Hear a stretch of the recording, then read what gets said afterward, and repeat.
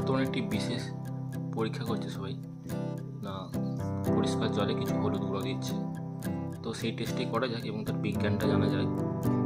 তো এই যে কিছুটা হলুদ গুঁড়ো দিয়ে দেওয়া হলো,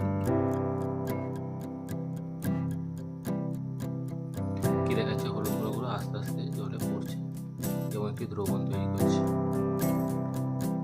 এবং আস্তে আস্তে জলের পুরো রং দিয়ে হলুদ হয়ে বর্ণ ধারণ করছে। আর কি দেখতে পাচ্ছি, আর দেখতে পাচ্ছি যেটা এখানে আলোর পরিমাণটা আরও বেড়ে যাচ্ছে। আসলে এটার পেছনে বিজ্ঞানটা হলো এই যে আলোটা যাচ্ছে, আলো রশ্মিটা সেটা এই বাইরের যে কাঁচকে ভেতরে গেল, ভেতরে যাওয়ার পর পুরোর সঙ্গে কী হচ্ছে আলোর প্রতিফলন হচ্ছে। সেই প্রতিফলনের ফলে যেটা আলোর একটি ধর্ম চারদিকে আলো ছড়িয়ে পড়ে।